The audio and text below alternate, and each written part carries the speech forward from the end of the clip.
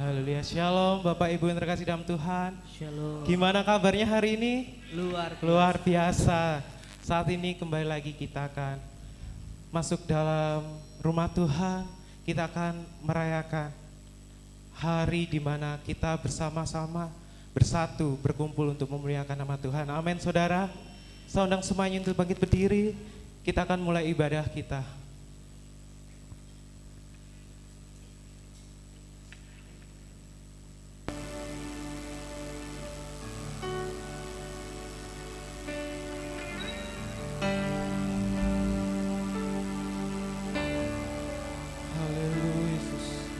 Kami bersyukur Tuhan atas Roh Kudus-Mu yang telah Kau curahkan buat kami Tuhan. Haleluya Yesus.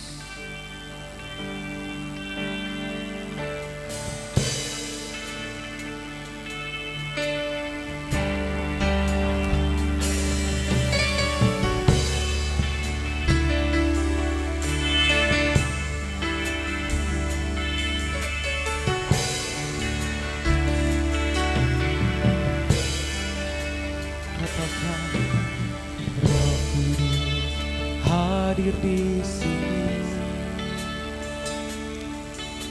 pribadi yang menawan dan suci. Ku rindu mendekat,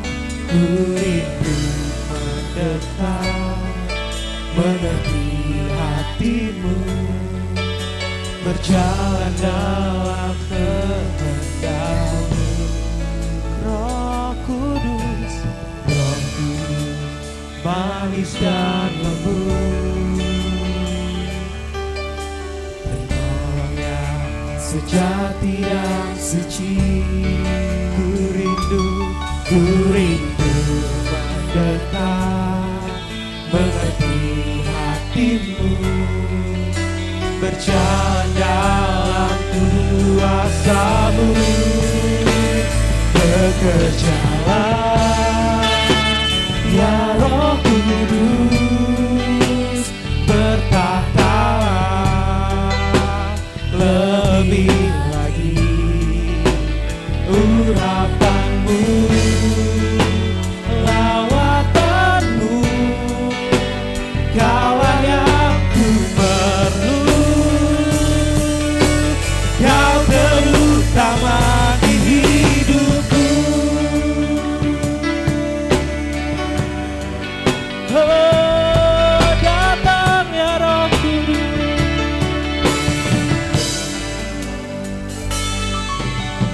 Roh Kudus hadir di sini,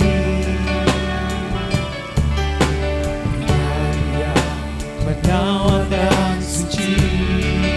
Oh, ku rindu mendekat, mengerti hatimu, berjalan dalam kehendak-Mu.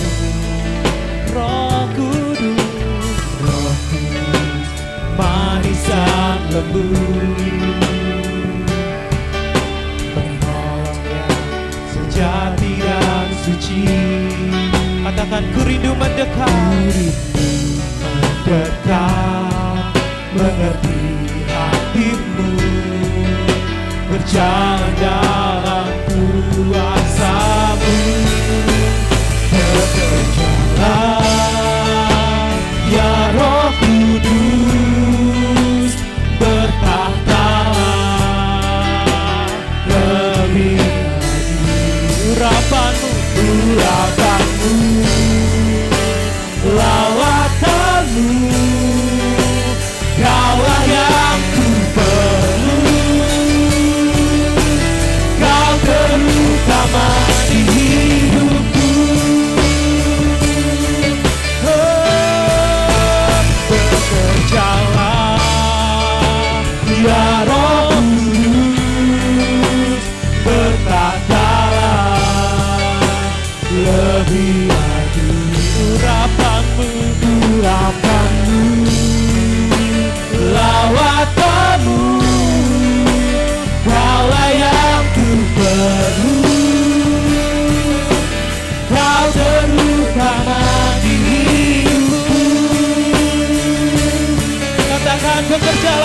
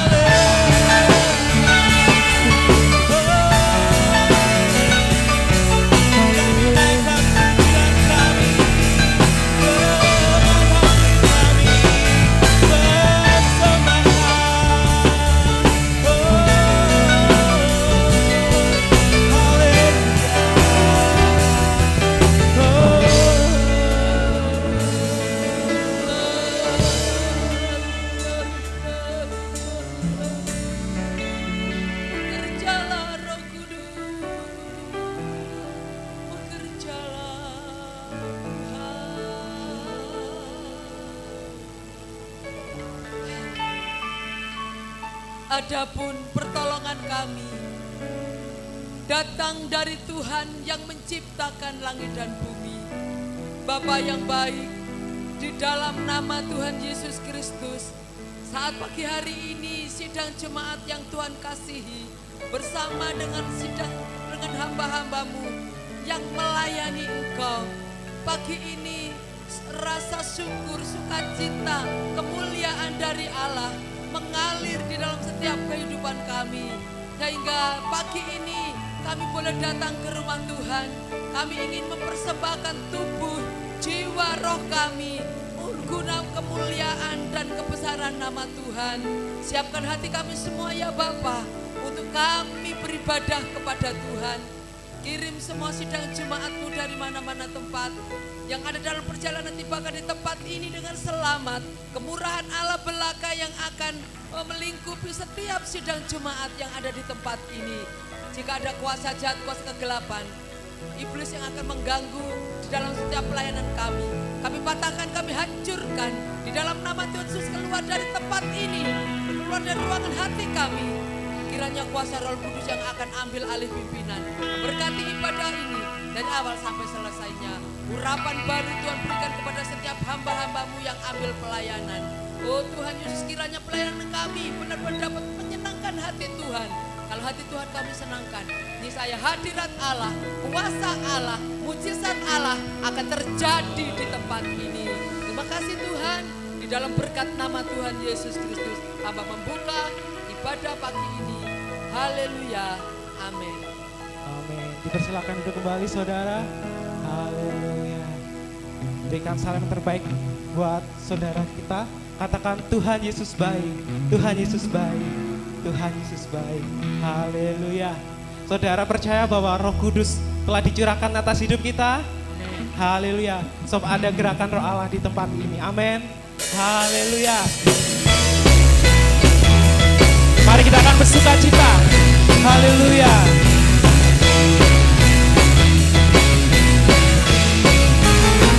Katakan ada gerakan Roh Allah di sini. Haleluya. Ada gerakan Roh Allah di sini. Di mana saudara? Di timur, di barat, di utara dan selatan. Ada gerakan Roh Allah. Ada gerakan Roh Allah. Ada gerakan Roh Allah di sini. Haleluya. Katakan ada gerakan Roh Allah. Ada gerakan Roh Allah di sini. Ada gerakan Roh Allah di sini.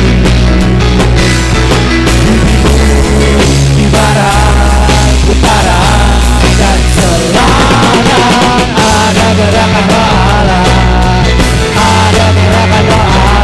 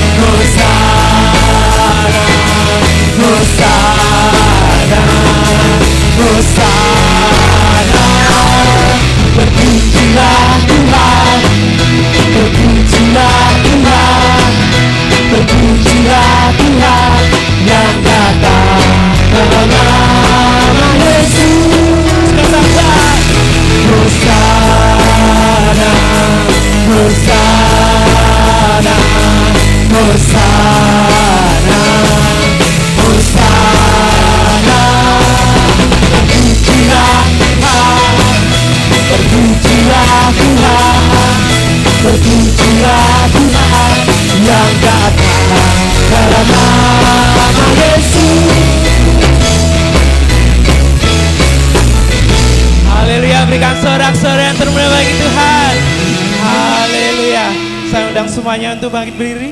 Kita akan melanjutkan pujian kita. Sebab anggur baru telah dicurahkan kita. Haleluya, membangkitkan kita sebagai umat Tuhan. Haleluya.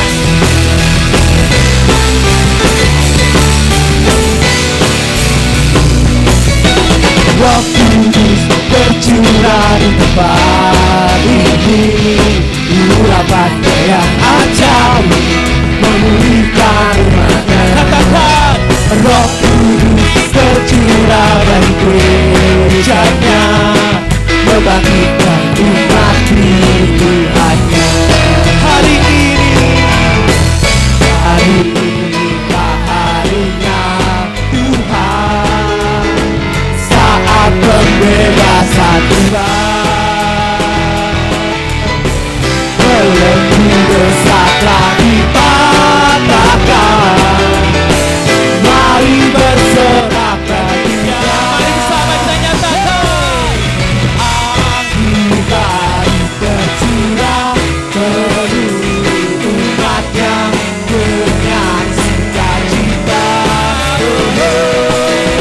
Minyak baru tercurah, urapi umatnya, nyata kuasanya. Haleluya.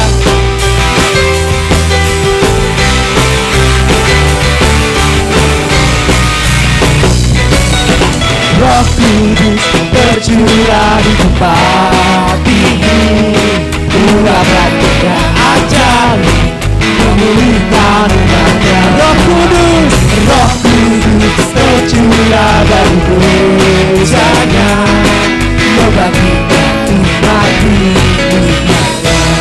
Hari ini harilah Tuhan. Hari inilah harinya Tuhan. Saat apa saudara? Saat pembebasan tiba, belenggu dosa tak dipatahkan. Mari bersorak Ya, gembira, mari bersama kita nyatakan.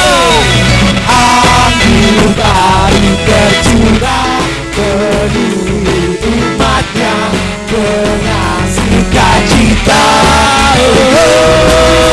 Minyak baru tercurah, urapi umatnya, nyata kuasanya.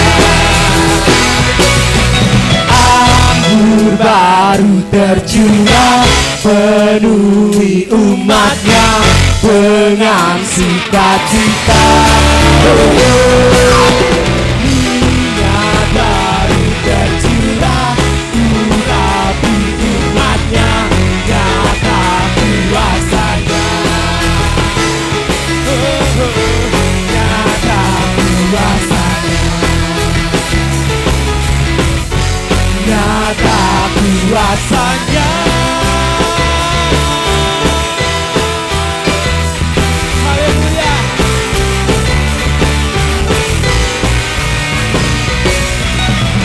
Haleluya. Terpujilah nama Tuhan di atas segalanya. Amin saudara. Amin. Haleluya. Kita akan kembali bersorak untuk Tuhan. Kita akan naikkan pujian kita. Terpujilah namamu Tuhan. Mari kita akan bersama bersuka cita saudara.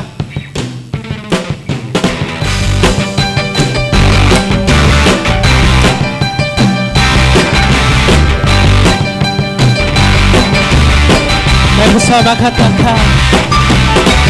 Terpujilah namamu Tuhan,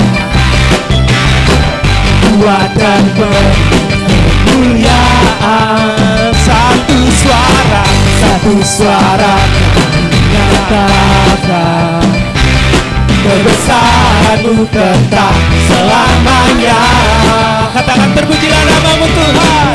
Terpujilah namamu Tuhan, Ajaib dan penuh keagungan. ajaib dan penuh keagungan. Satu hati menyatakan kerajaan-Mu tetap selamanya. Bersama kita akan serukan.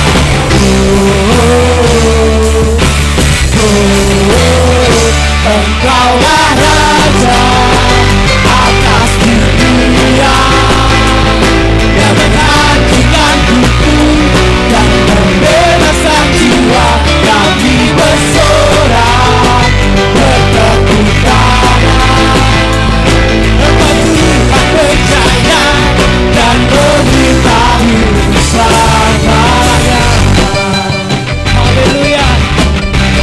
Terpujilah namamu Tuhan.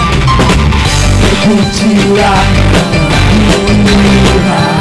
Ajaib dan penuh keagungan. Ajaib dan penuh keagungan. Satu hati, Satu hati kami nyatakan kerajaanmu. kerajaanmu kekal selamanya. Mari bersama kita akan nyatakan.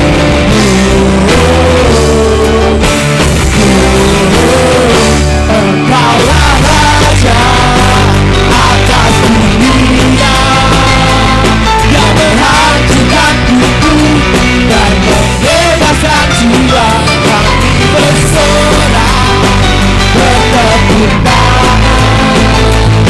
Engkau Tuhan percaya dan beritahu. Engkaulah Raja atas dunia menghancurkan kutuk dan membebaskan jiwa. Kami bersorak Bertepuk tangan.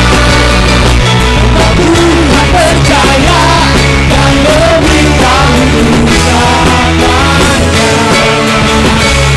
Dan memberitahu usahakannya. Dan memberitahu usahakannya. Haleluya, berikan sorak-sorak yang terbaik bagi Tuhan. Haleluya. Haleluya. Haleluya.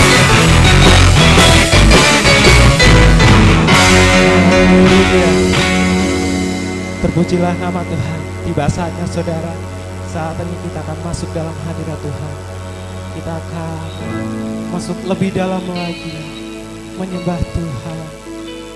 Karena hanya Yesus yang terindah di dalam hidup kita. Haleluya Yesus.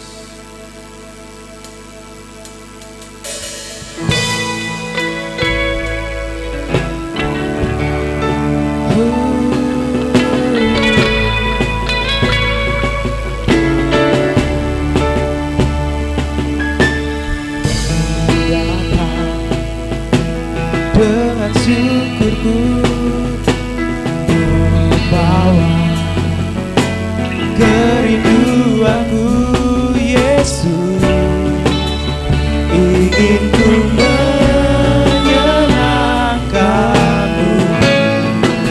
Katakan karyamu,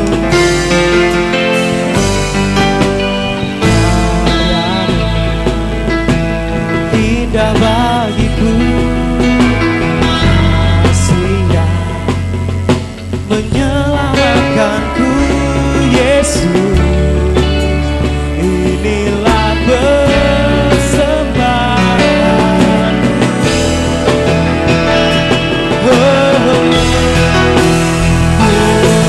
Membawa hatiku, hanya Engkau, hanya Engkau di hidupku.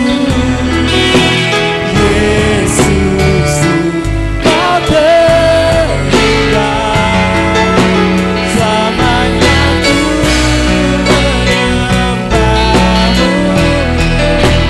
Ku membawa hidupku. Inilah persembahan kami Tuhan. Persembahanku untuk Yesus yang terindah, selamanya ku menyembahmu Yesus. Mari naikkan pujian ini dengan iman saudara. Haleluya, karena hanya Yesus yang terindah dalam hidup kita. Ku datang dengan syukurku, membawa kerinduanku, kerinduanku Yesus. Ingin ku menyenangkanmu. Karyamu indah bagi kami Tuhan.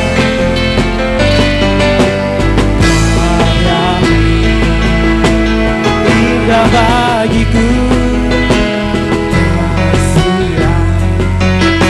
menyelamatkanku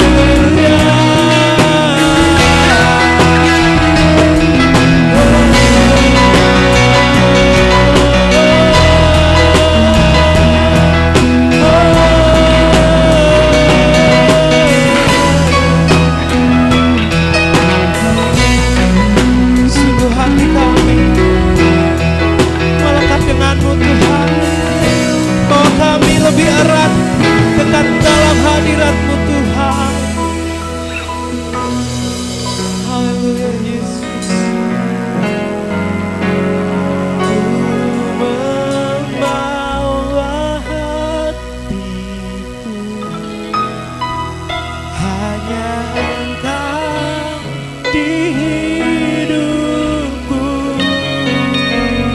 Yesus, Kau terindah, selamanya ku menyembahmu, membawa hidupku. Inilah persembahanku untuk Yesusku yang terindah, selamanya ku menyembahmu, membawa hanya Engkau di hidupku, untuk Yesusku yang terindah, selamanya ku menyembahmu, membawa hidupku.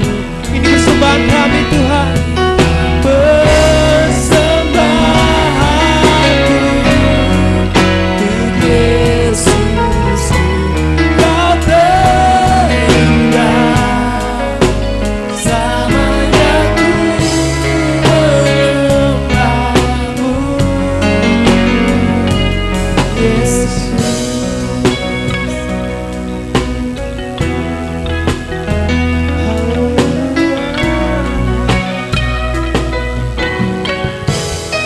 Haleluya. Sungguh hanya Engkau yang terindah dalam hidup kami Tuhan. Hanyalah Engkau yang berkuasa atas hidup kami Tuhan. Maut telah Kau kalahkan Tuhan, Kau telah bangkit. Dan saat ini Kau telah di atas sana Tuhan menyediakan tempat buat kami Tuhan. Kami bersyukur Tuhan, Kau curahkan Roh Kudus-Mu untuk memenuhi setiap hidup kami Tuhan. Kami bersyukur Tuhan atas selawatan-Mu saat ini, atas hadirat-Mu saat ini yang telah Kau curahkan buat kami Tuhan. Sungguh kami merasakan hadirat-Mu Tuhan. Terima kasih Tuhan. Tuhan, sebentar lagi Tuhan, kebenaran firman-Mu akan disampaikan Tuhan. Dan biarlah kami Tuhan, anak-anak-Mu dapat duduk tenang dan mendengarkan firman-Mu. Dan agar firman-Mu dapat masuk ke dalam hati kami Tuhan. Kiranya Kau akan berkati hamba-Mu Tuhan. Kiranya apa yang disampaikan sesuai dengan kehendak-Mu saja Tuhan. Kami bersyukur Tuhan, dan apabila Tuhan saat ini ada kuasa yang bukan dari Engkau di tempat ini, kami patahkan di dalam nama Tuhan Yesus, dan biarlah kuasa-Mu saja yang berkuasa atas tempat ini. Lingkupi kami Tuhan, urapi kami. Kami siap Tuhan untuk mendengarkan firman-Mu. Hanya di dalam nama Tuhan Yesus kami bersyukur dan berdoa. Mari yang percaya kita bersama-sama katakan amin. Waktu selanjutnya saya serahkan pada Bapak Pendeta Bos.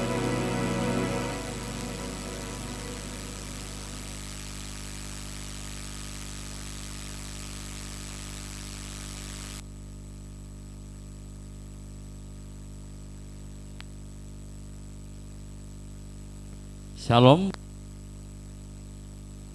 Ya, akan bersaksi dulu. Kemarin saya sekeluarga ya ke Surabaya karena memang ada famili yang meninggal. Sehari saya di sana. Terus setelah sampai rumah jam 7 ya, jam 7. Ada adik saya ada keperluan juga, sehingga pergi ke Tulungagung. Baru jam 2 malam saya udah pulang. Tentunya saya rasa capek dan sebagainya, tapi tidak apa-apa. Ternyata saya melatih fisik saya, ternyata mulai sedikit demi sedikit mulai membaik seperti semula. Nah, kebetulan pada siang hari ini mungkin saya capek ya, tapi ini siang ini kita kehadiran seorang hamba Tuhan dari Yogyakarta, yaitu Bapak Asek ya, yang akan melayani kita pada siang hari ini. Kiranya saudara dapat memperhatikan dengan baik kebenaran firman Tuhan. Monggo Pak Sek.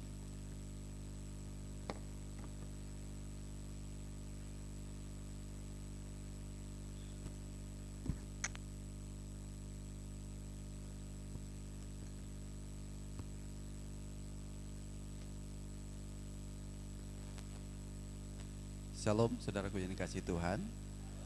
Puji nama Tuhan. Saya sangat-sangat senang sekali hari ini hati saya bersuka cita karena ini kerinduan saya secara pribadi untuk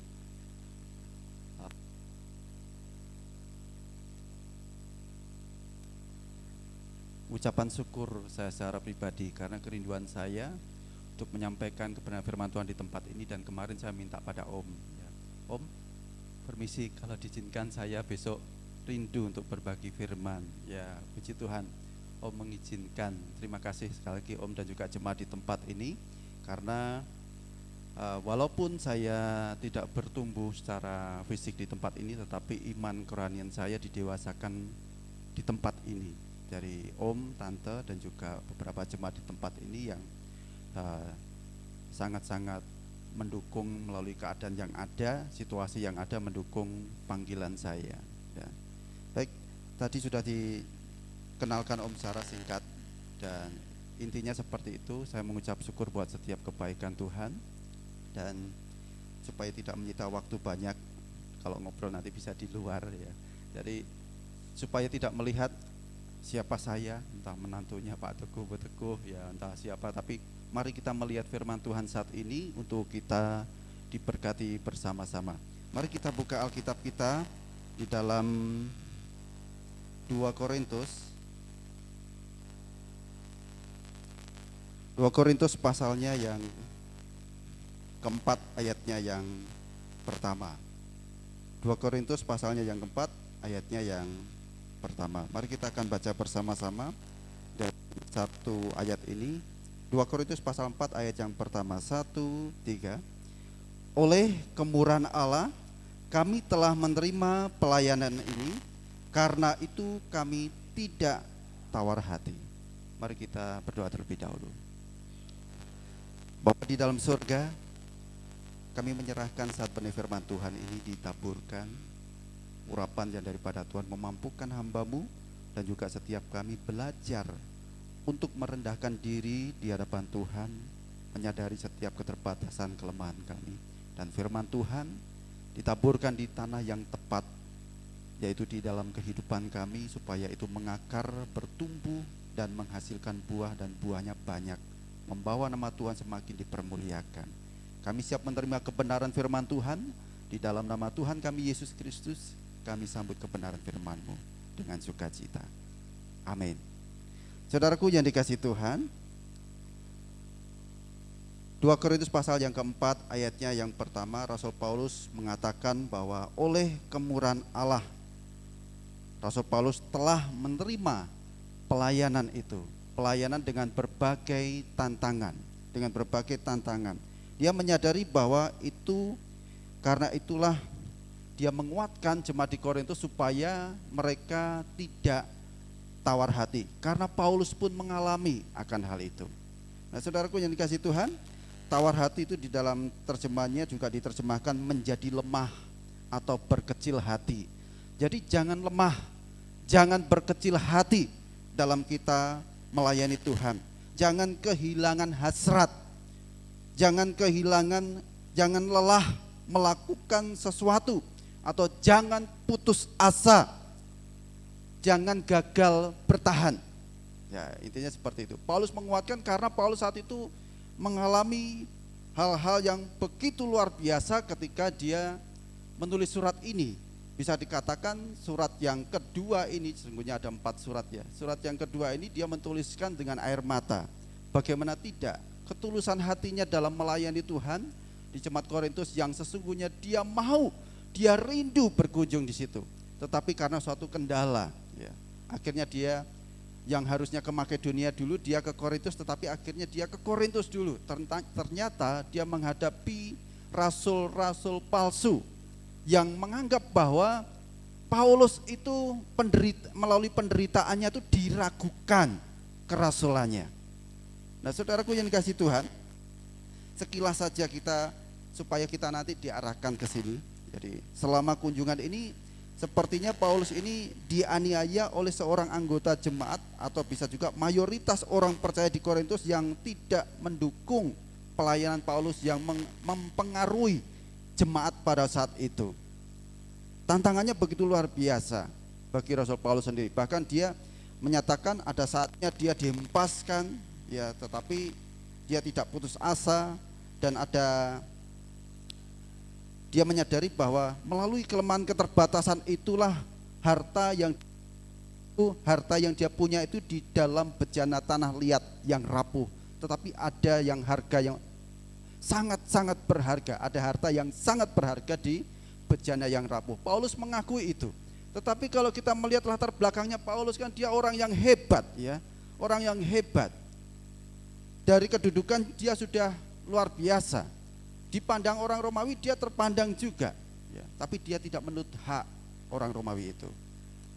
Oleh karena itu, alih-alih mengunjungi lagi, Paulus menulis suratnya yang penuh dengan air mata itu untuk menghadapi tantangan, menghadapi jemaat, dan menguji kesetiaan mereka pada saat itu dengan wujud, salah satu wujudnya adalah supaya ambil bagian di dalam persembahan kepada jemaat Makedonia, jemaat yang ada di Yerusalem. Memberikan contoh bahwa jemaat Makedonia saja yang dituliskan sangat miskin. Sangat miskin itu saja dia bilang bahkan ingin ambil bagian, bilang kepada Rasul Paulus ingin ambil bagian itu. Jemaat yang sangat miskin saja, apalagi jemaat Korintus. Kalau kita perhatikan di pasal 1 itu jemaat yang pengetahuannya kaya, harta mereka ekonominya bagus sekali, karunia-karunianya paling lengkap di antara jemaat-jemaat yang lain. Karena itu Paulus mengarahkan mereka untuk mereka ambil bagian di situ. Nah, mengirimkan surat itu melalui Titus, jemaat dengan positif menanggapi surat itu dengan kunjungan Titus. Pun di dalam ketidakhadiran kehadiran Paulus saat itu, karena suatu hal, akhirnya Pak Rasul palsu ini menyerbu jemaat dengan pengajarannya, dengan supaya jemaat itu meragukan kerasulan Rasul Paulus. Nah, ini kan begitu berat. Coba Bapak Ibu Saudara dan saya kalau ditarik pada konteks sekarang, jemaat GOP ini saya melihat luar biasa, ya. Luar biasa. Kenapa? Saya lihat wajah-wajah yang lama tetap, ya, di sini. Kecuali yang sudah dipanggil Tuhan. Nanti kalau di sini justru aneh gitu, ya. Wajah-wajahnya tetap, itu menunjukkan jemaat yang setia, ya. Yang Paulus melayani saat itu, menuliskan surat, rindu berkunjung ke sana. Ada bisa dikatakan fitnah, ya, fitnah yang mempengaruhi jemaat pada saat itu. Akhirnya berpikir bahwa melalui penderitaan Paulus itu diragukan kerasulannya. Itulah yang membuat Rasul Paulus begitu sedih hatinya. Orang yang tulus melayani lalu dinilai negatif, difitnah, kira-kira sedih enggak? Kalau enggak tulus itu enggak akan sedih. Tetapi kalau tulus tenaganya, hartanya, waktu, tenaga, daya, kalau tulus melakukan itu lalu dikabarkan negatif, itu pasti akan sangat menyakitkan, membuat sedih. Demikian pula itu yang Rasul Paulus saat itu alami. Namun dalam ketidakhadirannya itu rasul-rasul itu melawan. Lawan-lawan ini mungkin sebagai sebagian kecil jemaat mempertanyakan dedikasi dan integritas atau keberadaan kerasulan Paulus saat itu, panggilan dan juga alasan di dalam menderita. Karena di Timur Tengah dekat kuno pada saat itu suatu penderitaan itu sering dikaitkan sebagai tanda hukuman para dewa. Nah, kalau suatu menjadi tradisi dan melekat di pikiran itu kan paling mudah untuk mempengaruhi, betul enggak? Kalau lingkungan misalkan lingkungan Wonojoyo ini pemikiran penduduk Wonojoyo ini pemikirannya kalau orang menderita itu pasti itu orang yang dikutuk oleh dewa atau oleh apalah nenek moyang dan sebagainya. Itu sudah 100% penduduknya pikiran seperti itu. Tahu-tahu hamba Tuhannya yang datang itu menderita, yang ambil bagian pelayanan menderita. Terus ada jemaat lain masuk dan mengatakan, oh itu diragukan panggilannya, Lihat nih, itu betapa menderitanya. Itu berarti dikutuk oleh dewa, dikutuk oleh Allah. Ya itulah yang terjadi. Akhirnya jemaat cara itu mudah sekali untuk dipengaruhi. Nah, saudaraku yang dikasihi Tuhan, karena itulah Rasul Paulus bagian di pasal yang ke-2 Korintus ini menjelaskan tentang sedikit banyak tentang penafsiran penderitaannya. Bahwa dia menderita supaya jemaat itu beroleh sukacita. Dia menderita yang akhirnya jemaat itu boleh dimenangkan, boleh dipulihkan oleh Tuhan. Dia menderita tetapi untuk hal yang baik. Bahkan Rasul Paulus di penjara di Roma itu adalah untuk kebaikan jemaat itu supaya Injil semakin diberitakan. Paulus terus seolah-olah membela dirinya. Bahkan Paulus menyebutkan bahwa dia pernah di surga yang tingkat paling 3. Itu bukan ungkapan-ungkapan di 2 Korintus kesombongan Paulus, tetapi menghadapi situasi yang seperti itu. Dan Paulus juga akhirnya dari kalimat ini kita tahu Paulus mengalami dan menguatkan jemaat itu supaya tidak tawar hati, tidak putus asa, tidak gagal dalam bertahan, supaya tidak lelah melakukan sesuatu. Karena penderitaan yang dialami oleh Paulus khususnya. Nah, saudaraku yang dikasihi Tuhan, mengapa saya menyampaikan, saya bergumul tentang apa ya Tuhan? Saya akhirnya bergumul tentang tawar hati, karena dunia ini tidak sedikit yang apalagi masa-masa isu resesi ini ya, itu bukan isu ya, tapi betul-betul mengalami ya, dunia merasakan. Sponsor-sponsor yang menyponsori anak-anak yang ada di asrama tempat kami itu juga mengalami itu. Ketika kami mengajukan beberapa item, mengatakan bahwa itu dampak resesi. Dunia merasakan. Resesi itu bukan karena ekonominya, secara ekonomi itu kurang, tetapi justru berlebihan. Ketika masa-masa pandemi, Amerika Serikat itu mencetak uang sebanyak-banyaknya yang harusnya itu dicetak selama 10 tahun, itu dihabiskan untuk 2 tahun, bayangkan. Itu yang membuat juga semakin melimpahnya produk, semakin melimpahnya dolar, itu berdampak bagi dunia. Dan Indonesia pun, Jokowi pun juga masih belum optimis perihal itu ya, tetapi dampaknya belum terasa. Tapi justru orang-orang luar negeri itu sudah mulai merasakan. Sponsor anak mulai agak-agak direm item-item tertentu, alasan resesi itu. Apalagi prediksinya Indonesia itu banyak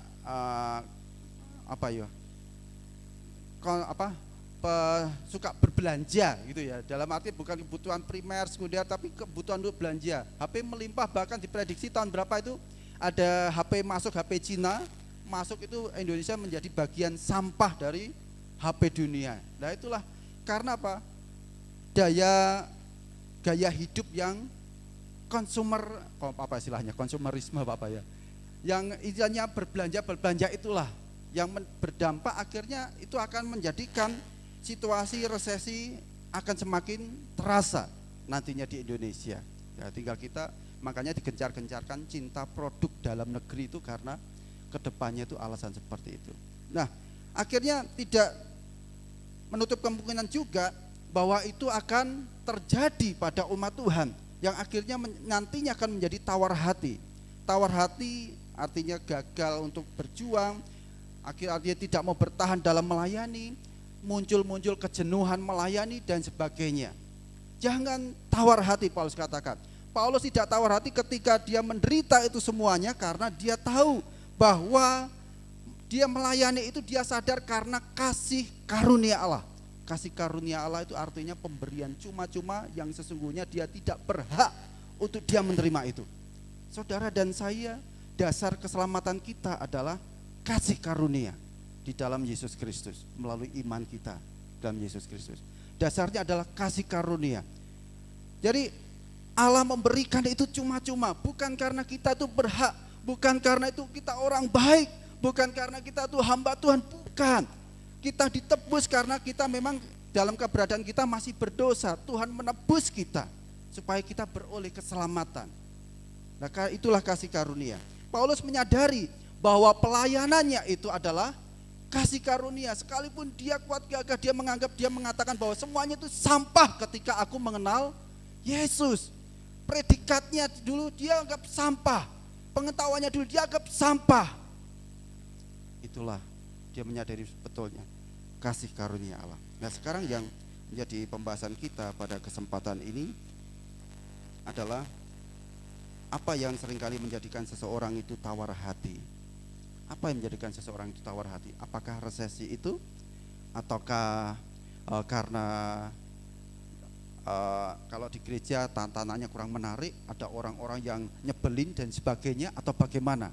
Apa yang membuat saudara dan saya tawar hati? Sesungguhnya ada dua hal yang membuat tawar hati. Sesungguhnya bukan objeknya, tetapi adalah pribadi itu sendiri.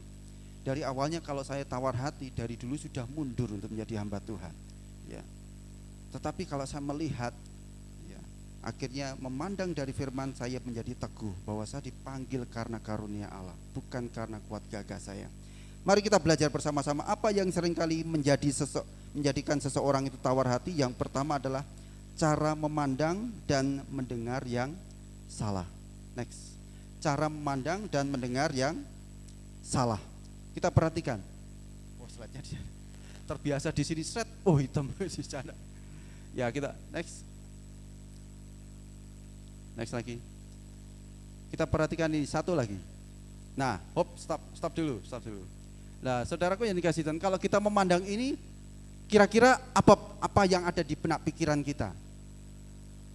Ada yang mengatakan, kejam ya, anaknya digigit sampai leher patah, nggak berdaya, gitu ya, ngeri, dan banyak hal-hal yang lain.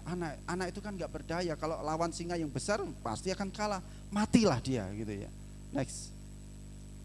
Nah, ternyata kalau kita lihat di sudut pandang yang lain, ternyata singa itu menyayangi anaknya. Ternyata cara menyayangi anaknya tuh seperti itu, memindah, melindungi. Ternyata digigit lehernya terus dipindah. Gak usah jauh-jauh singa lah, nanti kita yang digigit. Paling tidak kucing daerah Wonojoyo lah, kita lihat ya. Kalau kucing itu memindahkan anaknya, merasa anaknya itu terganggu, induknya akan menggigit lehernya dan akan memindahkan. Menggigitnya bukan ekornya, bukan pantatnya, tetapi apa? Lehernya. Ngeri ya. Tapi itulah kasih sayang. Karena itu kalau kita punya cara pandang yang buruk tentang keadaan, tentang situasi kondisi, maka buruklah kita di dalam setiap keputusan, sikap kita, tutur kata kita dan sebagainya. Cara pandang itu sangat mempengaruhi dalam kehidupan orang percaya. Demikian pula apa yang didengar, apa yang saudara dengar. Kalau sekilas mendengar tentang seseorang A, ibu tahu nggak? Ibu itu kemarin itu jalan sama cowok loh, cowok itu nggak dikenal. Satunya lagi, oh iya betul, saya pernah tahu. Ya akhirnya dibumboni itu ya. Kata orang itu gosip itu digosok makin sip, seperti itu. Apa yang kita dengar itu secara nggak langsung mempengaruhi pola pikir kita, otak kita menjadi pola pikir kita, terus menjadikan konsep di dalam otak pikiran kita, dan apa yang kita keluarkan ya dari situ. Firman Tuhan katakan dari hatilah terpancar kehidupan. Ya kalau hati kita kayaknya dari otak pemikiran kita salah, niat hati, dorongan hati kita ya keluarnya pun juga akan buruk. Pandangan juga seperti itu. Firman Tuhan katakan kalau pelita itu gelap, ya maka gelaplah seluruh. Kalau mata itu adalah pelita tubuh, dan kalau pelita itu gelap, maka gelaplah seluruh tubuh. Artinya apa yang dilakukan, apa yang dipikirkan, semuanya akan gelap semuanya. Tetapi kalau pelita itu yang adalah mata itu cerah, memandangnya benar, segala sesuatunya pasti akan baik. Segala sesuatunya. Mungkin kalau orang Kristen itu ada simbah-simbah itu, saya dulu ketika melayani di Ngadirejo tuh kalau habis dari Wonojoyo pulang ke sana lewat depan 521 ada simbah-simbah suami istri. Ya, istri saya juga tahu itu. Suami istri bawa gini nenteng Alkitab gitu ya. Bukan dalam tas ya, tapi nenteng Alkitab gini, satunya bungkus, satunya mbah-mbah yang pria itu gandeng pelan-pelan depan 521. Kira-kira kalau bawa Alkitab itu pergi dari mana atau kemana kira-kira? Atau kita mau tanya, Mbah dari pasar ya? Kan enggak toh, itu dari gereja ya. Itu bisa, kenapa? Melihat orang lain melihatkan itu mbah-mbah menderita ya. Sudah di gereja nanti ada perpuluhan persembahan, sudah nanti memuji Tuhan, pulangnya naik becak atau jalan, kok melelahkan ya, kasihan ya, menderita ya. Tapi si mbah itu merasakan sukacita di dalam hatinya. Karena apa? Pandangannya yang benar, Ya, pandangan yang benar akan mempengaruhi seluruh hidupnya. Demikian pula kalau kita perhatikan di Amsal 24, kalau kita mengabaikan hal tawar hati ini, dampak tawar hati itu begitu luar biasa. Kita perhatikan. Amsal 24 ayat 10 dikatakan, jika engkau tawar hati pada masa kesesakan, pada masa apa? Kesesakan, himpitan, persoalan, permasalahan. Jika engkau tawar hati, katakan Amsal, kecilah apa? Kekuatanmu. Ngelokro bahasa Jawanya seperti itu ya. Kalau kita biarkan tawar hati itu, maka kita akan ngelokro jadi orang. Kalau kita melihat penderitaan permasalahan itu dari sudut pandang yang salah. Kalau kita perhatikan, ingat gak peristiwa Yosua? Yosua diteguhkan oleh Allah dalam panggilannya untuk memimpin bangsa Israel meneruskan tongkat estafet Musa. Dikatakan Yosua pasal 1 ayat 9, bukankah telah kuperintahkan kepadamu, kuatkan dan teguhkanlah hatimu, jangan kecut dan jangan tawar hati. Alasannya adalah Tuhan Allahmu menyertai engkau kemanapun engkau pergi. Berapa kali itu dituliskan oleh Allah? 3 kali ya. Jangan kecut, tawar hati. Jangan kecut, tawar hati. Teguhkan, kuatkan dan teguhkan hatimu. Karena Allah tahu apa yang akan dihadapi oleh Yosua. Karena Allah tahu siapa yang akan dipimpin oleh Yosua. Yaitu pada akhirnya ketika menghadapi laporan-laporan dari apa yang sudah dilihat, tanah itu ternyata tanah itu begitu tidak seperti ekspektasi yang sebelumnya. Oh, tanah melimpah susu madunya, tapi ada kata tetapi ya. Di sana begitu mengerikan. Nah, saudaraku yang dikasihi Tuhan, Yosua 14 ayat 8. Sedangkan saudara-saudaraku yang bersama-sama pergi ke sana dengan aku membuat tawar hati bangsa itu, aku tetap mengikuti Tuhan Allahku dengan sepenuh hati. Apa sebabnya Yosua bisa tetap teguh padahal mayoritas dari pengintai itu mempengaruhi pikiran umat Allah bahwa itu tidak seperti yang kalian pikirkan. Memang limpah madunya, tapi bangsa-bangsa yang besar masih ada di situ. Sepertinya kita mau ke sana itu seperti mau bunuh diri, seperti itu. Kasarnya ngomong bahasa sederhananya seperti itu. Kalau kita ke sana kita mau bunuh diri, tapi kenapa Yosua mengatakan bahwa aku tetap mengikut Tuhan Allahku dengan sepenuh hati? Karena Yosua melihat perjalanan bersama dengan Musa, mendengar perkataan Allah. Yosua tidak tawar hati, tidak dipengaruhi situasi kondisi. Dia tetap maju karena Allah yang sudah berjanji bahwa tanah itu akan diduduki oleh Yosua dan juga bersama-sama dengan bangsa Israel yang saat itu tidak mengalami perang di dalam tanah di padang gurun. Nah, saudaraku yang dikasihi Tuhan, cara kita memandang masalah lah yang justru seringkali menjadi sumber masalah. Ketika kita menghadapi masalah, bagaimana kita memandang masalah itu sangat-sangat penting. Sangat penting. Jangan berpikir bahwa orang itu kalau senyum, oh pasti dompetnya itu tebal ya. Kalau orang Kristen kan kalau senyum-senyum di pasar senyum, Bu, pripun kabaripun? Oh, saya puji Gusti. Oh, Ibu ini panjang mesti ini ya. Dompetnya tebal ini pasti ya, seperti itu ya. Ya tebal nota itu ya. Nah, karena apa? Pandangan dunia seperti itu, tapi pandangan orang percaya tidaklah seperti itu. Dia memandang firman Allah, dia memandang janji Allah, sehingga bagaimanapun situasi yang ada, dia tetap tenang. Walaupun sana sini susah, kita tetap tertawa di dalam Tuhan. Amin, saudara. Amin. Nah, bagaimana supaya kita tidak menjadi tawar hati?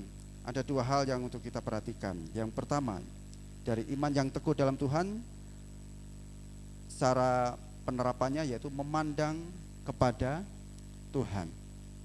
Memandang kepada Tuhan. Yang kedua, memiliki pandangan bagaimana Tuhan memandang. Yang pertama, memandang kepada Tuhan. Kalau seseorang itu memandang kepada Tuhan, yaitu firman Tuhan, dia akan dicerlikan. Karena Daud sendiri kan mengalami 10 tahun lebih ya, dikejar-kejar Saul, nyawanya di ujung tanduk ya.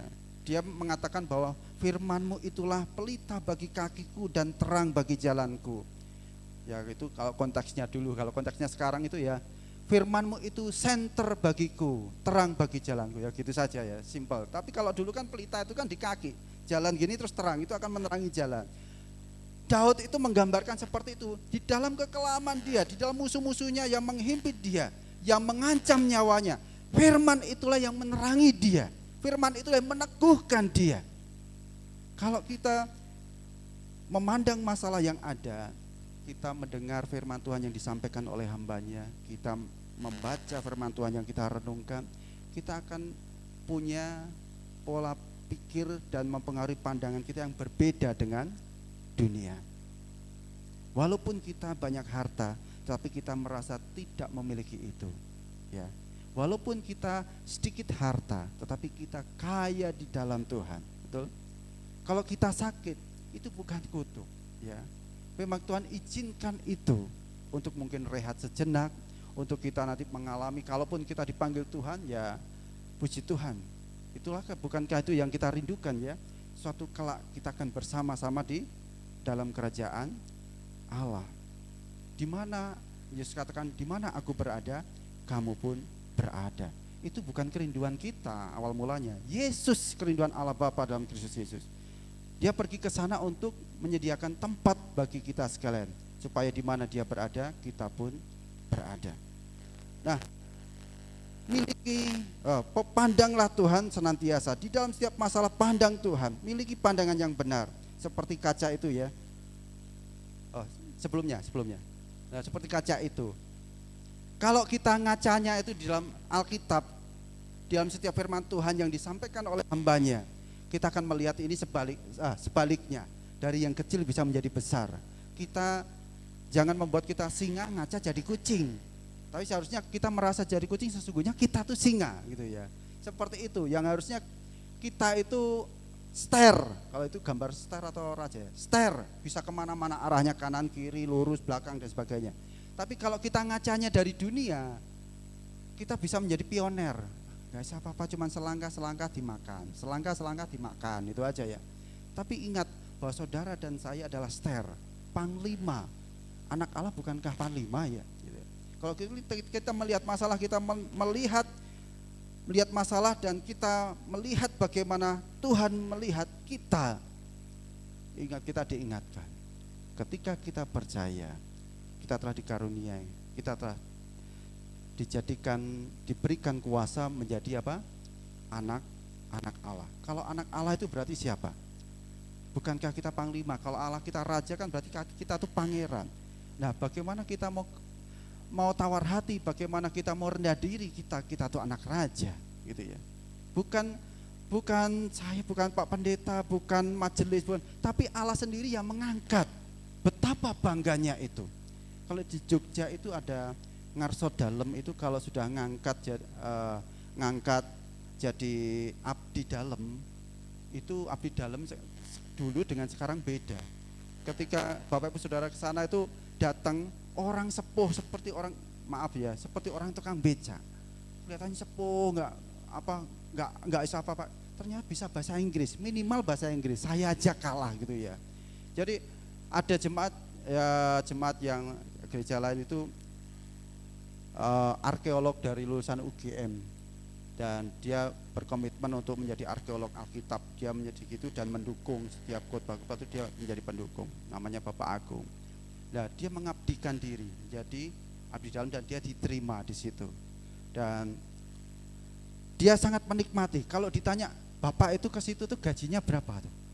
Gajinya tuh enggak ada 1 juta ya, enggak ada 1 juta.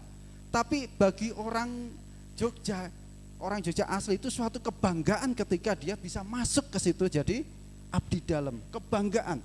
Sekalipun pangkat, derajat, titel S1, S2, S3, dia masuk ke situ. Dia berpikiran, aku nih abdi dalam, aku nih hamba. Jalan jungku seperti ini, gak lihat predikatnya, ya. Karena apa? Bangga. Siapa predikatnya? Siapa dia? Dan siapa yang ngangkat dia? Apalagi saudara dan saya ya.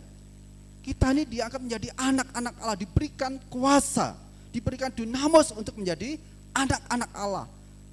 Kuasa itu dalam artian otoritas, wewenang, ya, punya kekuatan, punya kuasa. Karena itu kalau kita memandang masalah kita tanpa memandang firman Tuhan, kita akan patah semangat kita. Tetapi kalau kita memandang firman Allah, ingat, kamu hamba Tuhan, kamu abdinya Gusti Allah, ya. Kamu diterima bukan karena kamu pandai, tetapi karena kasih karunia Allah. Orang di luar dikasih tahu tentang Yesus Isa Al-Masih alaihi wasallam juru selamat, belum tentu percaya. Kita bisa percaya mengaku Yesus, mengaku lidah kita Yesus Kristus, anugerah Allah yang melimpah. Karena itu layani Tuhan, jangan tawar hati, apapun situasinya, layani itu dengan sepenuh hati. Bapa kita tahu pemberian yang terbaik bagi umatnya. Bapa kita yang mengapresiasi setiap apa yang diberikan oleh umatnya. Bapa kita tidak mau berhutang kepada setiap anak-anaknya. Amin, saudaraku yang kasih Tuhan. Nah, kalau kita melihat juga dari sudut pandang ini sepertinya buram. Di kanan kiri ini anggap aja gambaran masalah itu buram. Tetapi kalau kita memandang kepada Tuhan, kita akan memiliki pandangan yang Tuhan memandang masalah itu akan kelihatan jelas, ya. Sesungguhnya rencana Tuhan itu apa tuh? Lebih jelas lagi. Nah, seperti dikatakan di situ di dalam Yeremia pasal 29 ayat 11, ini enggak asing bagi kita sekalian, ya. Sebab aku ini mengetahui rancangan-rancangan apa yang ada padaku mengenai kamu. Demikianlah firman Tuhan, yaitu rancangan damai sejahtera dan bukan rancangan kecelakaan, untuk memberikan kepadamu hari depan yang penuh harapan. Konteksnya pada saat itu betapa mengerikan. Ya, Yeremia itu harus menyampaikan firman yang bukan menyenangkan orang umat Yehuda yang saat itu sedang enak-enaknya di dalam ketidaktaatan mereka. Menyampaikan bahwa serahkan dirimu kepada Babel. Serahkan dirimu kepada Babel. Loh, Babel itu kan bangsa yang enggak mengenal Allah. Sepanjang nenek moyang kita enggak pernah, kalau kita mau bahasakan sehari-hari ya, sepanjang nenek moyang kita enggak pernah kita menyerahkan pada bangsa yang tidak mengenal Allah. Akhirnya Yeremia itu dianggap nabi palsu yang memberitakan itu oleh nabi-nabi palsu. Jadi palsu teriak palsu, seperti itu. Maling teriak maling, pencurinya malingnya itu yang teriak. Nah, sekarang kan zamannya seperti itu, ya. Nah, waktu itu seperti itu. Akhirnya umat Yehuda sulit untuk menerima itu. Bagaimana mungkin? Gak bisa. Apalagi dari nenek moyang sudah di dalam pikiran mereka hal yang sangat-sangat mustahil kalau itu firman yang dari Allah. Itu diragukan Yeremia. Karena itu Yeremia menuliskan itu sangat-sangat meratap. Dia menuliskan juga kitab ratapan itu kan. Bagaimana umat sampai di akhir hidupnya dia tidak melihat secara ketobatan Yehuda pada waktu itu. Tapi firman Allah ini mengingatkan kepada umatnya, umat Allah, aku ini, yaitu Allah Yahweh yang disembah Allah Abraham, Ishak dan Yakub, aku ini mengetahui, artinya lebih tahu rancangan itu. Apa yang ada padaku mengenai kamu. Demikianlah firman Allah, firman Tuhan, yaitu rancangan damai sejahtera. Jadi artinya ikut saja apa yang Tuhan firmankan, lakukan saja.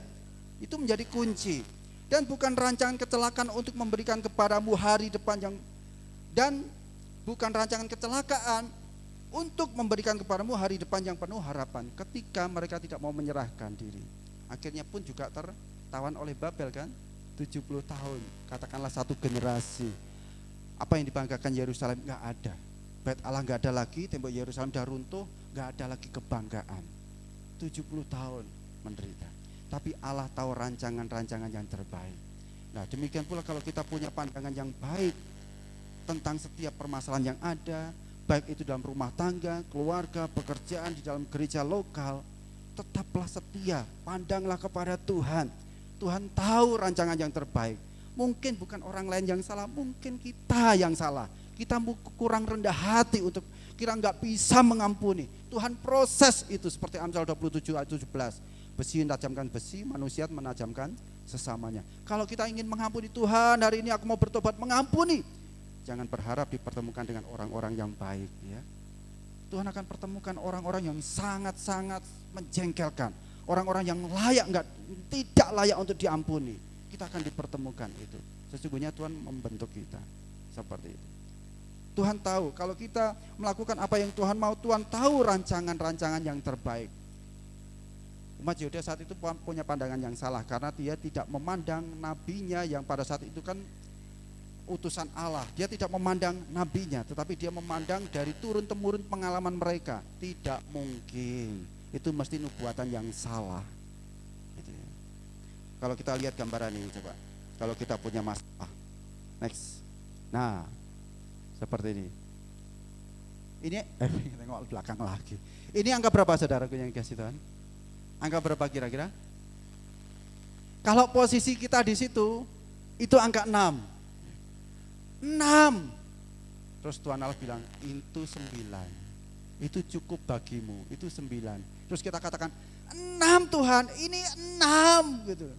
Pengalaman kita, pengetahuan kita, kepandian, kuat gagah kita, kekayaan kita mengatakan ini 6 Tuhan, kurang Tuhan, aku butuh 8 Tuhan, aku butuh 8 untuk itu Tuhan, anakku gak bisa sekolah Tuhan ini, mati usahaku Tuhan, mati nyawaku Tuhan, ini 6 Tuhan, aku butuh 8. Tuhan katakan itu 9 ya.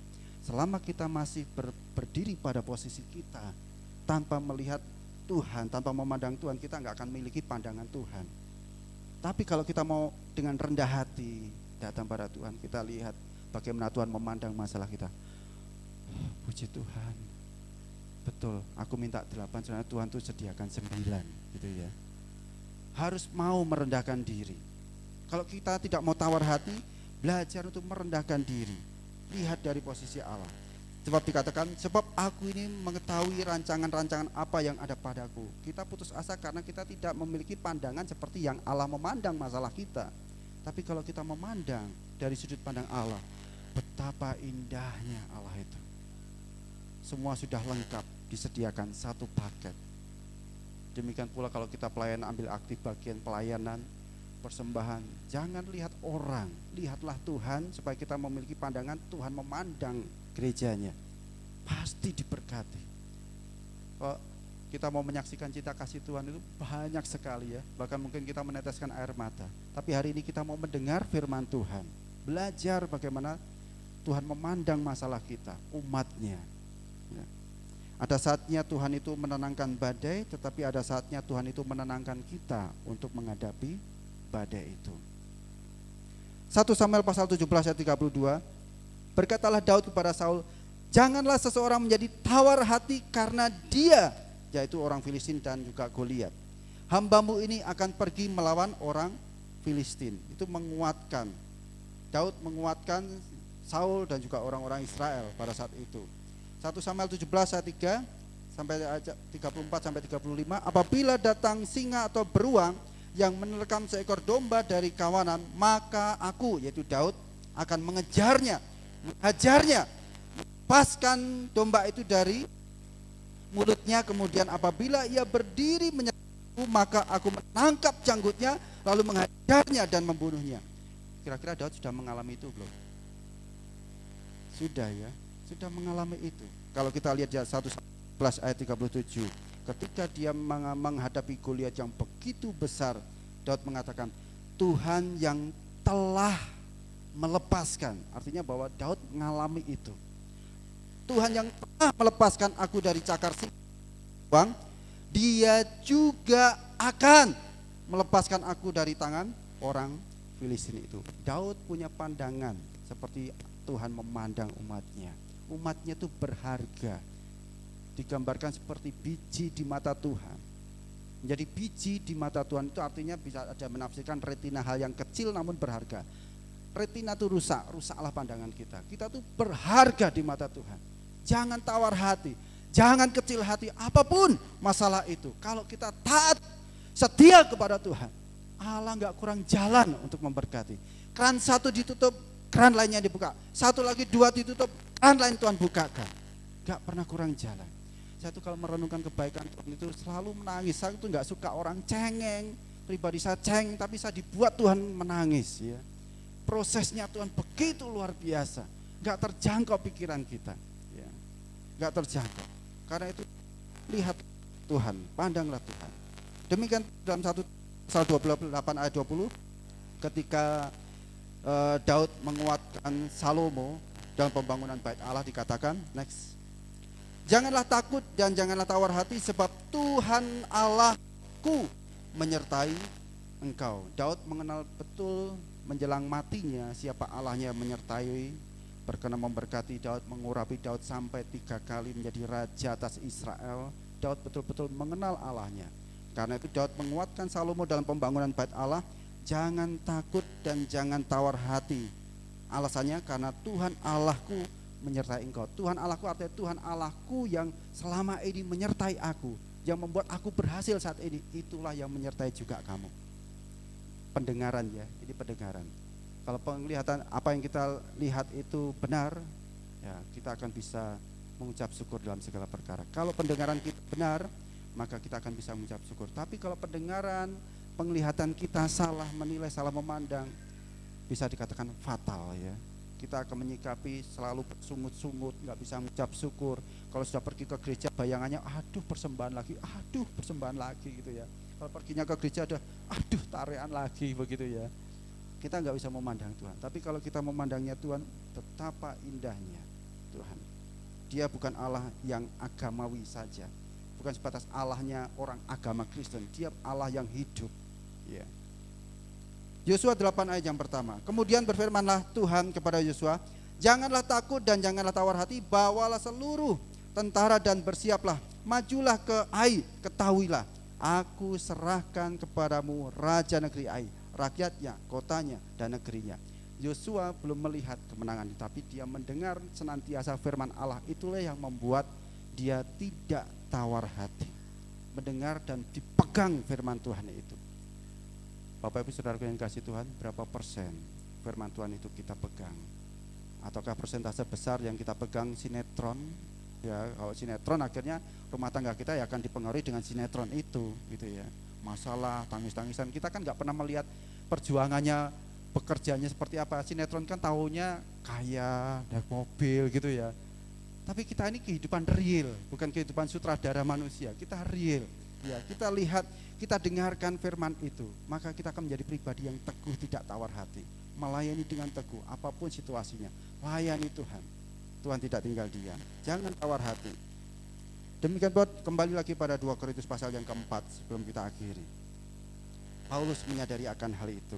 Dia sadar apa yang diterima dalam pelayanan itu oleh kemurahan Allah. Dia punya pandangan yang benar, dia punya pendengaran yang benar. Dia sadar bahwa kemurahan Allah, dia telah menerima pelayanan itu. Itulah yang membuat dia tidak tawar hati. Sekalipun dia di penjara, sekalipun ada memberitakan hal yang tidak sebenarnya tentang dia tetap teguh. Nanti kalau kita baca 2 Korintus kita akan dikuatkan. Bagaimana kita membaca itu, saya yakin bahwa ini Paulus pasti meneteskan air mata itu ya. Dalam 2 Korintus. Tapi jemaat itu sudah dipulihkan, 2 Korintus sudah dipulihkan, sehingga jemaat itu ambil bagian pelayanan di Yerusalem. Nah, saudaraku yang dikasih Tuhan, pada akhirnya kita kembali pada kesimpulan yang pertama tadi, yaitu bagaimana kita menjadi pribadi-pribadi anak Tuhan yang tidak tawar hati dalam kita ambil bagian pelayanan gereja Tuhan di tempat ini, bagaimana kita hidup dalam berumah tangga, bagaimana dalam pekerjaan, ya, yaitu memandang selalu kepada Tuhan. Masalah yang ada, pandanglah Tuhan ya.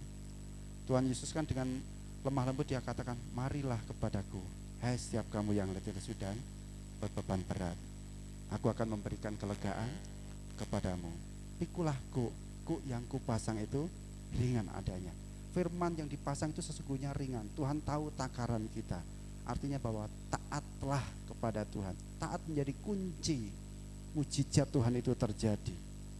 Dengan kata-kata sekalipun, walaupun, seperti kata Maria ketika ada mujizat di Kana ya, Maria mengatakan bagaimana pada bujang-bujangnya, apa yang dia katakan, lakukan saja ya. Apa yang hamba Tuhan itu katakan, lakukan saja ya. Lihat nanti cara Tuhan ya, memberkati seperti itu. Tidak sedikit pelayanan kami di Jogja itu ditopang janda, dan janda itu miskin. Dalam ekonomi dan tanda kutip miskin. Dari awal sampai sekarang janda itu miskin, tapi ditopang. Tapi janda itu nggak pernah kekurangan ya. Sampai saya tuh ke sana sama istri itu nolak, Bu ampun ya, karena apa, hati kami nggak sampai, karena janda itu nggak ada penghasilan. nggak ada penghasilan dan hidup, dan dia mengalami cemoohan dari saudaranya dan sebagainya, tapi dia tetap setia. Dia mengatakan, "Kulo terberkati Pak Sek, saya melayani terus Tuhan terberkati." Ya. Nggak sampai otak saya ini nggak sampai terberkati lewat mana ya. Walaupun saya menyampaikan firman Tuhan, tapi enggak, puji Tuhan, saya mendoakan saja. Dan terus diberkati. Enggak nyampe otak pikiran kita, cara Tuhan itu enggak nyampe. Karena Tuhan enggak ingin kita tuh mengotak-ngotak apa yang Tuhan mau, tetapi Tuhan ingin hanya satu bagian kita, taat. Jalan keluar itu bagiannya Tuhan, bagiannya Roh Kudus. Jangan tawar hati, pandanglah selalu kepada Tuhan. Apapun masalah itu, pandanglah kepada Tuhan. Pandanglah melalui firman Tuhan yang adalah terang kita sekalian. Pandang firman Tuhan yang kita dengarkan. Dan juga kalau kita memandang Tuhan senantiasa, firman itu jadi terang kita. Kedua ini akan terjadi, yaitu next, yang terakhir, yaitu memiliki pandangan bagaimana Tuhan memandang. Ya, kalau kita memiliki pandangan bagaimana Tuhan memandang, ini akan membuat kita tenang. Apapun masalahnya ya. Saya tenang seperti ini, bisa tenang di mimbar, bisa senyum, saya bisa pulang Wonojoyo, bukan berarti tidak ada masalah. Bukan berarti masalah di jemaat sana enggak begitu rumit, enggak. Saya dinasihati sama Om ya, selalu kuat. Om tante kemarin juga menguatkan saya. Ya, selalu kuat. Tantangan itu pasti seperti itu, begitu luar biasa. Ada yang kelihatannya di depan baik, tahu-tahu di belakangnya, aduh, masa seperti itu tuh. Hati saya rasanya kayak teriris-iris ya. Tapi ya begitulah. Jangan tawar hati, tetaplah melayani Tuhan, tetaplah melayani apa yang Tuhan mau. Pandang selalu kepada Tuhan, aku melayani Tuhan. Apa yang kita terima ini adalah kasih karunia Allah, kemurahan Allah yang kami terima. Pelayan ini kemurahan Allah. Dan itulah yang membuat Paulus tidak tawar hati, demikian pula kita tidak tawar hati. Kalau kita memandang firman itu, yang kedua ini akan kita miliki, yaitu kita akan memiliki pandangan bagaimana Tuhan memandang. Tuhan Yesus memberkati. Mari kita berdoa.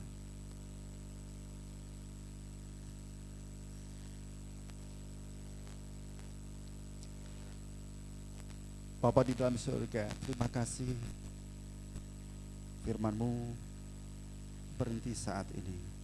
Tetapi kami percaya kuasa Roh-Mu terus berkarya dalam kehidupan kami.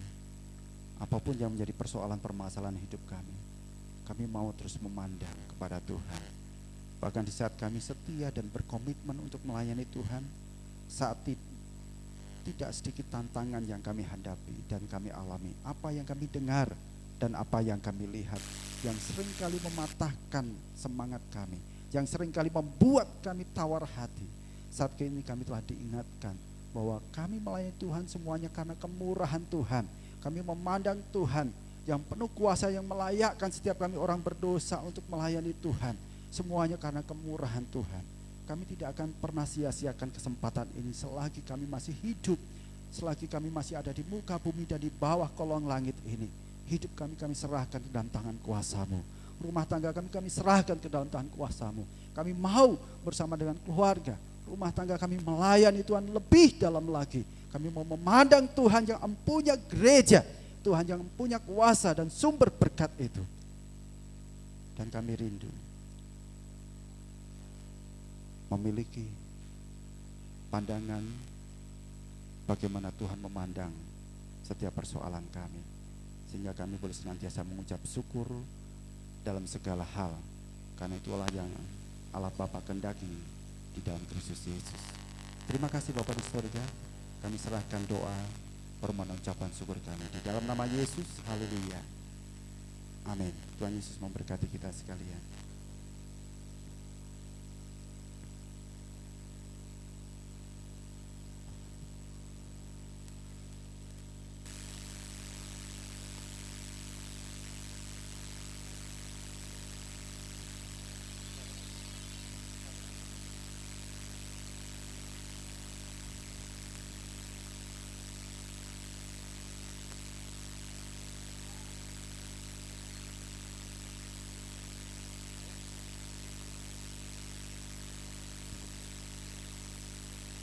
Saudara diberkati, saudara diberkati. Itu cara pandang. Kalau kita mandang itu tidak salah. saudara kan tenang kok. Siapa yang hari ini tawar hati? Ada masalah. Saya rasa ada banyak hal yang terjadi. Cara pandang kita dan bagaimana Tuhan memandang kita. Saya sudah ke tempatnya Mas Asek ini ya di Jogja sana. Saya kalau ke Jogja itu saya mesti tidur di sana. Walau saya ada family di sana. Kakak bilang, "Dek, tidur ini. Maaf Mas, aku kan dua anak ini." Saya selalu berdoa, kuatkan dalam pelayanan. Kuatkan dalam pelayanan. Nggak gampang sudah di kota besar. Tapi saya selalu berkata, kuatkan. Jangan tawar hati. Ketika kamu tawar hati, sudah habis. Kamu tidak akan melayani lagi. Demikian saudara pula. Pandangan saudara sangat menentukan saudara. Dan ingat saudara anak Tuhan yang diberi anak-anak Allah. Saudara itu pangeran. Jangan sampai kita dikalahkan oleh ekonomi, masalah, lari. Puji Tuhan, hari ini kita diberkati oleh Tuhan. Saya menikmati saudara. Tuhan memberkati kita sekalian. Amin. Saya sampaikan terima kasih Pak Sek ya. Tetap kuat dalam pelayanan. Ya, tetap kuat apapun yang terjadi. Ya, kalau sudah saya bilang begini kan apa? Saya sudah 40 tahun dalam pelayanan ini. Terus tuwek dalam pelayanan ini ya, tapi ya itu. Benar katanya nggak punya malas, siapa bilang? Ada masalah. Keluarga saya sekarang ada masalah. Saya harus selesaikan itu. Saya akan kumpulkan keluarga itu. Sumbernya mereka beras saya. Ya apa Mas? Ya coba sabar ya, tenang. Jangan saling satu dengan yang lain. Nah itu udah di malam sampai jam 2 malam saya baru pulang. Saya ngantuk ya. Saya puji Tuhan hari ini. Kita doakan Pak Asek di Jogja ya. Supaya Tuhan berkati pelayanannya, jiwa-jiwa besar saudara. Gerejanya besar sekali. Besar sekali. Yang dihadapi pelajar ini lebih sulit lagi. Lebih sulit lagi. Tapi saya percaya anak-anak saya di sana akan dikuatkan dalam pelayanan dan tidak akan menyerah kalah. Amin. Iya. Saudara, kita akan mendengar pengumuman. Saya minta Pak Pras maju ke depan untuk menyampaikan pengumuman.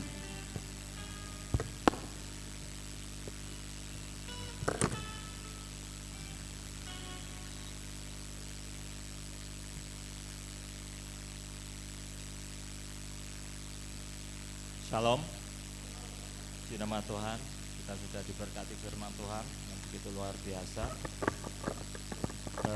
Selanjutnya kita akan mendengarkan jadwal pelayanan. Sebenarnya Bapak Ibu sekalian bisa mengikuti juga di warta jemaat, sudah disampaikan semua. Yang pertama ibadah persekutuan rumah tangga hari Selasa tanggal 23, pimpin pujian Ibu Wahyu Mios, tempat di Bapak Kristiono, renungan gembala jemaat. Untuk ibadah komisi wanita hari Kamis tanggal 25 jam 6, pimpin pujian Ibu Haryanto, renungan Ibu Gembala. Doa umum hari Jumat tanggal 26 jam 6 sore, pemimpin doa Ibu Gembala Jemaat. Komisi Pemuda Remaja tanggal 27 Mei, pimpin pujian Saudari Adelvia, renungan Gembala Jemaat. Dan ibadah raya minggu depan tanggal 28, pimpin pujian Bapak Pambudi, singer Ibu Etik dan Sumi Sucito, pemusik Mas Steven, Bapak Ishak, Bapak Danes dan Bapak Theo. LCD Pemuda Remaja pengkhotbah Bapak Gembala Jemaat, piket keluarga Bapak Enggar. Latihan seperti biasa hari Jumat atau Sabtu. Demikian pengumuman, kiranya Tuhan memberkati. Amin.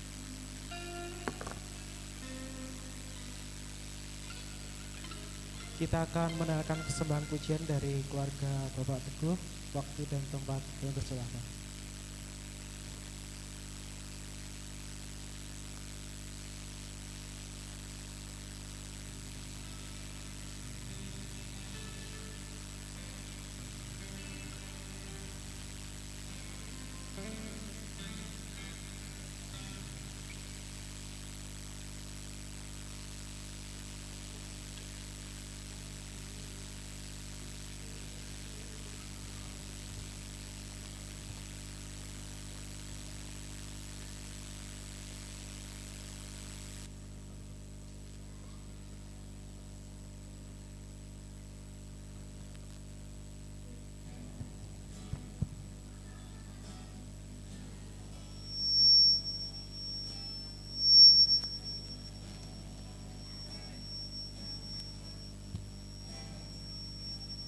Kami datang di hadirat-Mu dalam satu kasih dengan bersehati, berjanji setia sampai akhir, mengasihi-Mu Yesus. Kami datang di hadirat-Mu dalam satu kasih dengan bersehati, berjanji setia sampai akhir, mengasihi-Mu Yesus. Bersama keluargaku melayani Tuhan, bersatu selamanya mengasihi Engkau. Tiada yang dapat melebihi kasih-Mu ya Tuhan. Bagi kami Engkau segalanya.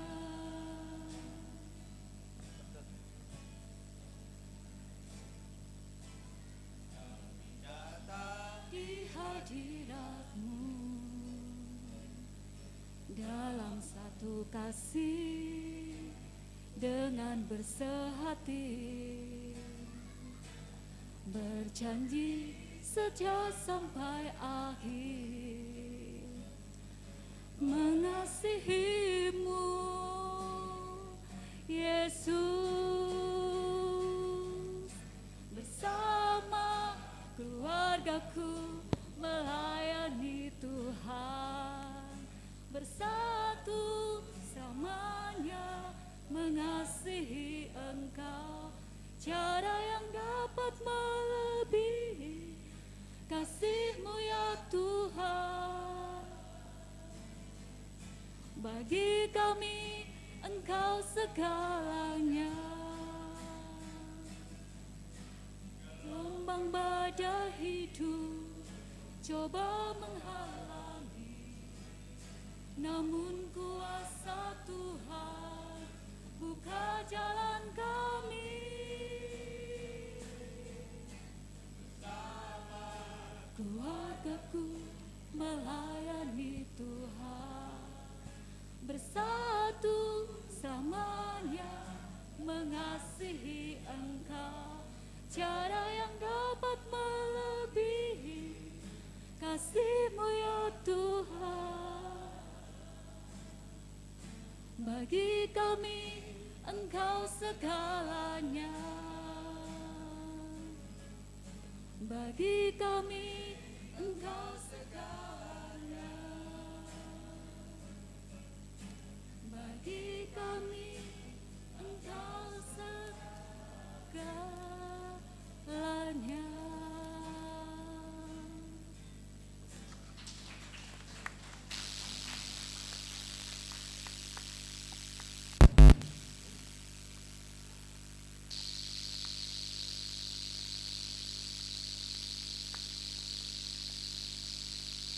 Haleluya, pujian yang begitu indah bersama keluarga kita melayani Tuhan sampai akhir. Amin saudara.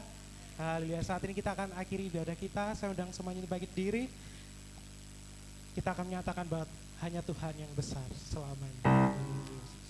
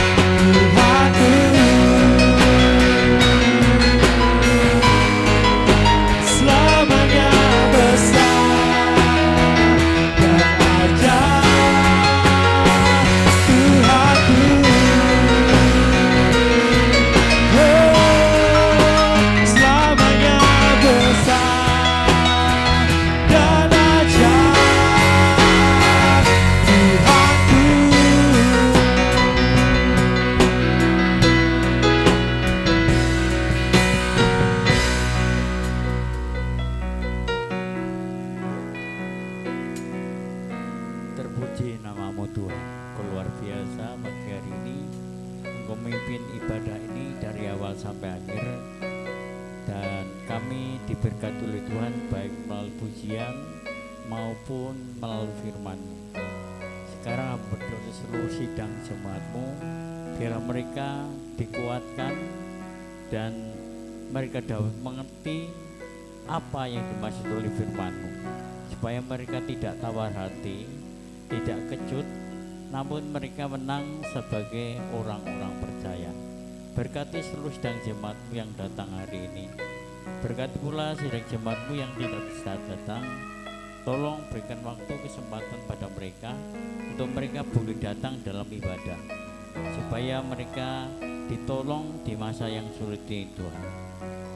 Hamba berdoa untuk masa politik ini Tuhan. Kami berdoa untuk negara kami Indonesia, supaya negara kami Indonesia itu diberkati oleh Tuhan.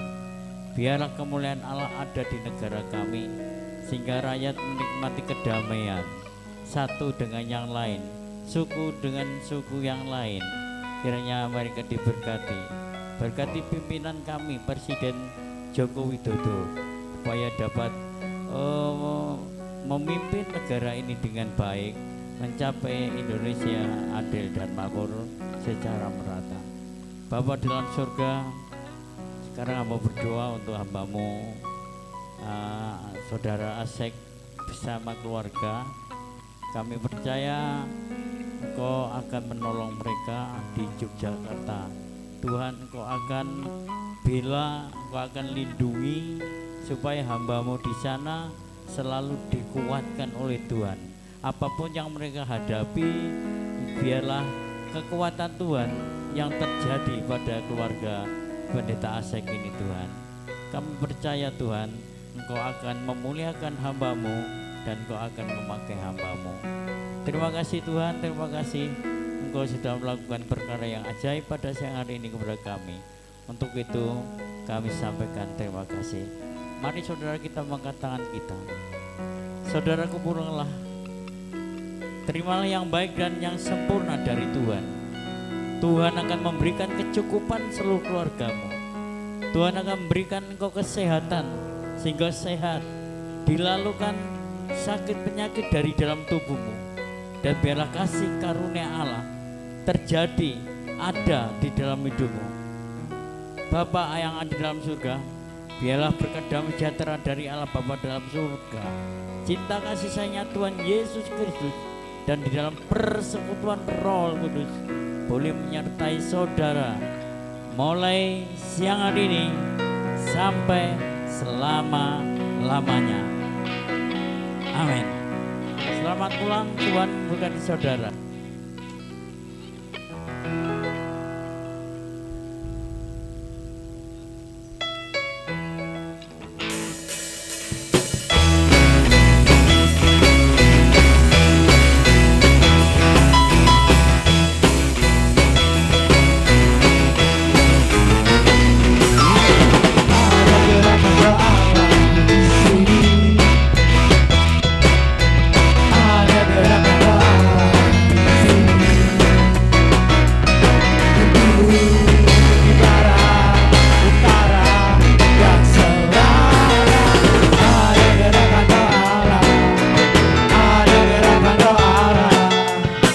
Pujian